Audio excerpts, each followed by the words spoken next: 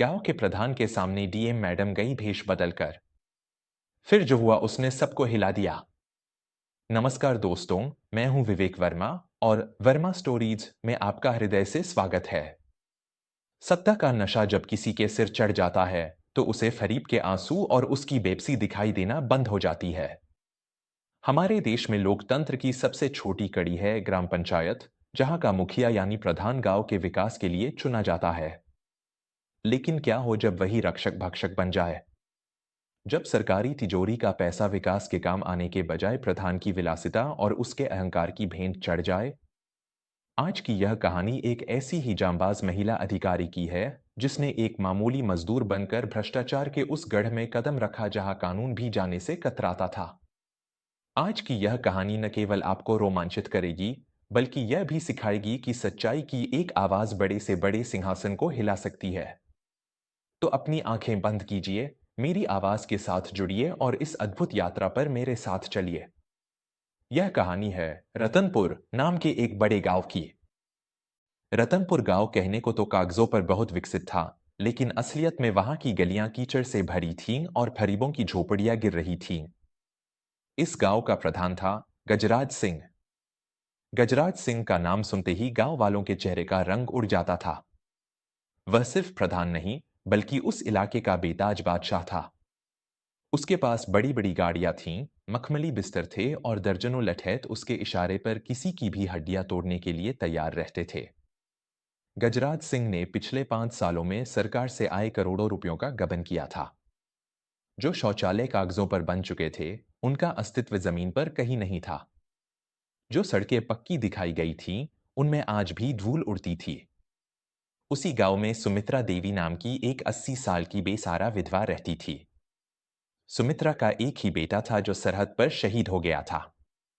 सरकार ने उसके लिए जो पेंशन और मुआवजे की राशि भेजी थी, वह भी गजराज सिंह और उसके सचिव ब्रिजेश ने मिलकर हड़प ली थी। सुमित्रा हर रोज लाठी टेकते हुए पंचायत भवन जाती, लेकिन गजराज सिंह उसे धक्के मारकर बाहर निकाल देता। एक दिन रतनपुर जिले की कमान एक नई और निडर जिलाधिकारी डीएम के हाथों में आई। उनका नाम था इशिता रावत। इशिता एक साधारण किसान की बेटी थी और अपनी मेहनत के दम पर इस मुकाम तक पहुंची थी। चार्ज लेते ही उनके पास रतनपुर गांव की सैकड़ों शिकायतें पहुंची। इशिता को पता था कि अगर वह दलबल के साथ गांव जाएंगी, तो सब कुछ साफ सुथरा और सजा हुआ मिलेगा। उन्हें भ्रष्टाचार की जड़ तक पहुंचना था, इसलिए उन्होंने एक ऐसी योजना बनाई जिसकी कल्पना गजराज सिंह ने सपने में भी नहीं की थी। अगले दिन सुबह डीएम इशिता रावत ने अपनी नीली बत्ती वाली गाड़ी और अपने सुरक्षा कर्मियों को छोड़ दिया। उन्होंने एक पुरानी, मटमैली सूती साड़ी पहनी, अपने बालों को बेतरतीब तरीके से बांधा और चेहरे पर थोड़ी धूल मल ली। उन्होंने अपने पैर में फटी हुई हवाई चप्पल पहनी और एक पोटली हाथ में ले ली। वह बिल्कुल एक ऐसी लाचार मजदूर महिला लग रही थीं, जो दूर किसी गांव से काम की तलाश में आई हो। उन्होंने अपने साथ केवल एक छोटा सा बटन कैमरा और एक रिकॉर्डर अपनी साड़ी के पल्लू में छिपा लिया था। इशिता पैदल ही रतनपुर गांव के पंचायत भवन पहुंची। पंचायत भवन के बाहर गजराज सिंह अपने कुछ चाटुकारों के साथ बैठा महंगी सिगरेट पी रहा था और हंस हंसकर अपनी अगली साजिश की योजना बना रहा था। इशिता ने बहुत ही धीमी और डरी हुई आवाज में कहा, साहब, मुझे प्रधान जी से मिलना है। मैं बहुत दूर से आई हूं। गजराज सिंह ने अपनी कुर्सी पर लेटे लेटे इशिता को ऊपर से नीचे तक देखा। उसके चेहरे पर घृणा के भाव थे। उसने सिगरेट का धुआं इशिता के मुंह पर छोड़ते हुए कहा, अरे ओ भिखारन, यहां क्या भीख मांगने आई है? भाग यहां से, अभी साहब के पास फालतू समय नहीं है। इशिता ने हाथ जोड़ते हुए कहा, साहब, मैं कोई भिखारी नहीं हूं। मैं मजदूरी करना चाहती हूं। मैंने सुना है कि यहां सरकारी तालाब की खुदाई का काम चल रहा है। क्या मुझे काम मिल सकता है? मेरे घर में छोटे छोटे बच्चे भूखे हैं। गजराज सिंह जोर से हंसा और बोला, काम चाहिए?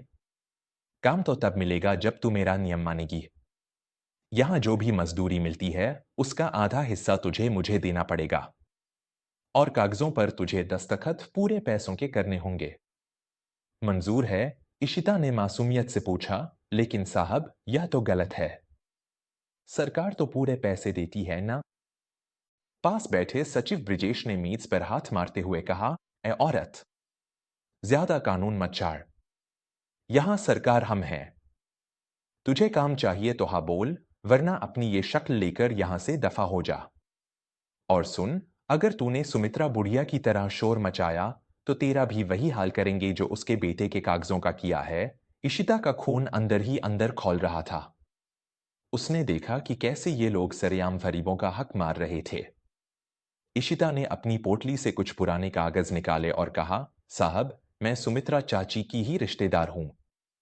उनकी पेंशन के पैसे दिलवा दीजिए, वो बहुत बीमार हैं। यह सुनते ही गजराज सिंह का पारा 7वें आसमान पर पहुंच गया। वह अपनी कुर्सी से उठा और उसने इशिता के हाथ से वो कागज छीनकर फाड़ दिए और उनके टुकड़े इशिता के चेहरे पर फेंक दिए। गजराज सिंह ने गरजते हुए कहा, तेरी ये हिम्मत कि तू मेरे सामने खड़ी होकर सवाल पूछे? वो बुढ़िया मर जाए तो अच्छा है, मेरा पीछा छूटेगा। और तू तू आज यहां से जिंदा वापस नहीं जाएगी। सचिव, इसे अंदर कमरे में ले जाओ और इसे सबक सिखाओ कि गजराज सिंह से पंगा लेने का अंजाम क्या होता है। जैसे ही सचिव और एक लठैत ने इशिता का हाथ पकड़ने की कोशिश की, इशिता की आंखों में एक ऐसी बिजली कौंधी कि वो दोनों पल भर के लिए ठिठक गए। इशिता ने अपना हाथ झटके से छुड़ाया और अपनी साड़ी के पल्लू से वो बटन कैमरा और रिकॉर्डर निकालकर सामने रख दिया। इशिता ने एक ऐसी कड़क और दहाड़ती हुई आवाज में कहा, जिसने पंचायत भवन की दीवारों को हिला दिया, खबरदार जो मुझे छूने की कोशिश भी की। गजराज सिंह, तेरा खेल खत्म हो चुका है। तूने जिसे एक लाचार औरत समझा, वह इस जिले की जिलाधिकारी इशिता रावत है। जिलाधिकारी का नाम सुनते ही गजराज सिंह के हाथ से सिगरेट गिर गई। उसके चेहरे का रंग पीला पड़ गया और उसके पैर कांपने लगे। उसे यकीन ही नहीं हो रहा था कि जिस महिला को उसने अभी अभी अपमानित किया, वह पूरे जिले की मालिक है। गजराज सिंह हकलाते हुए बोला, मैं। मैडम, आप। मुझे माफ कर दीजिए। मुझे लगा कोई आम औरत है। मैं तो बस मजाक कर रहा था। इशिता ने एक जोरदार तमाचा गजराज सिंह के गाल पर जड़ा। थप्पड़ की गूंज से पूरा पंचायत भवन सन्न रह गया। इशिता ने गुस्से से कांपते हुए कहा, मजाक?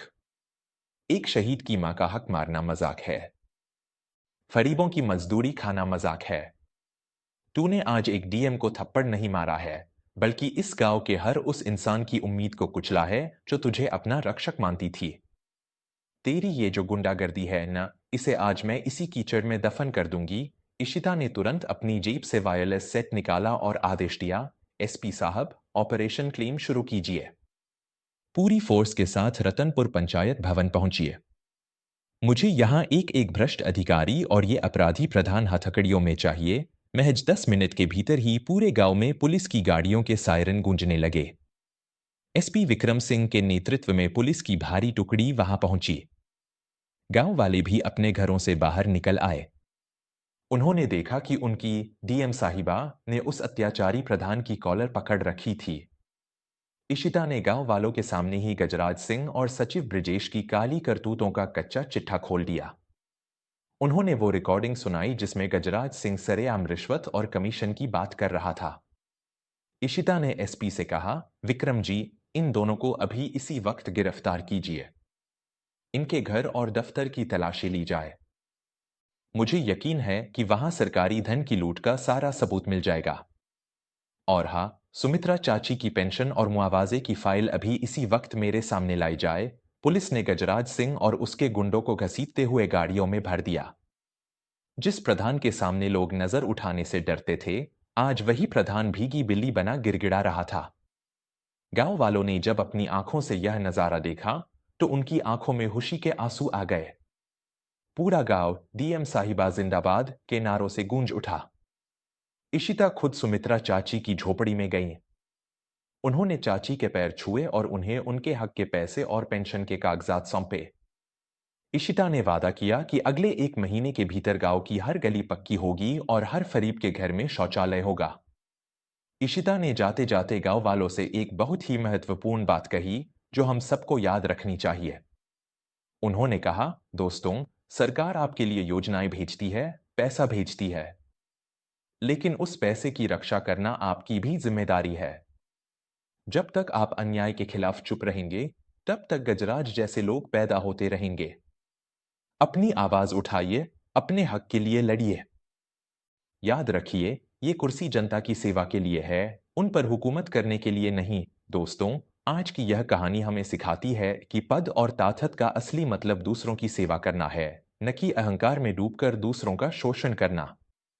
इशिता रावत जैसी जांबाज अधिकारी आज भी हमारे समाज में उम्मीद की किरण जगाती हैं। अगर आपको इशिता रावत का यह साहस और न्याय के प्रति यह अटूट निष्ठा पसंद आई हो, तो इस कहानी को अपने परिवार और दोस्तों के साथ जरूर साझा करें। हो सकता है आपकी एक शेयरिंग से किसी और गजराज का अहंकार टूटे और किसी सुमित्रा चाची को उसका हक मिले। वर्मा स्टोरीज पर अपना यह अटूट प्रेम और विश्वास ऐसे ही बनाए रखने के लिए आपका हृदय से बहुत बहुत धन्यवाद। मैं आपका अपना विवेक वर्मा जल्द ही मिलूंगा आपसे एक और ऐसी ही प्रेरणादायक और दिल को छू लेने वाली कहानी के साथ।